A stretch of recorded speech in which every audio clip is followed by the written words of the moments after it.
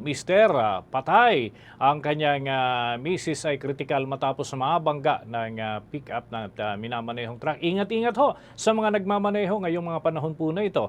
May ulat dyan ang Bombo Radio Rojas.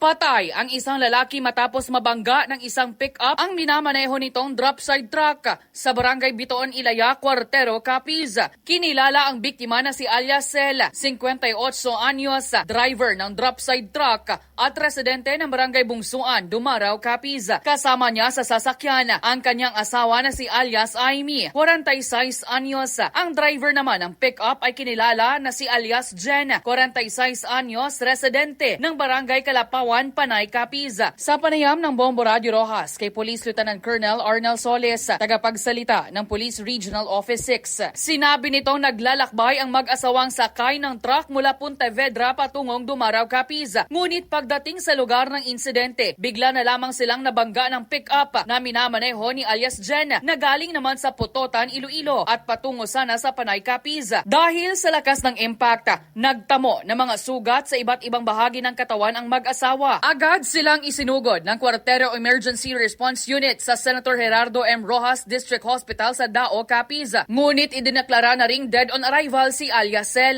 Samantala, nagtamo rin ng mga sugat ang driver ng pick-up na si alias Jen at dinala naman sa Mambusaw District Hospital. Sa ngayon, nasa isang punerarya sa Cuartero ang labi ng biktima habang nasa kustodiya naman ng Cuartero Municipal Police Station ang mga sangkot na sasakyan. Patuloy na inaayos ng mga kinauukulan ang usapin sa pagitan ng mga panig para sa nararapat na disposisyon sa insidente. Gusto po nating palalahanan yung ating mga kababayan na mag-ingat sa pagmamaneho and dapat po na sa tamang speed lang po pag magpatakbo ng sasakyan. And of course, sa mga pedestrian naman po, syempre dapat stop, look and listen always para po mapalayo po tayo sa anumang aksidente po sa daan. Mula dito sa Bombo Radio Rojas, para sa Bombo Network News, ito si Bombo Lindsay Ermita Newbade. Para sa the number 1 and most trusted radio network in the country, ang Bombo Radio Philippines, Basta Radio, Bombo!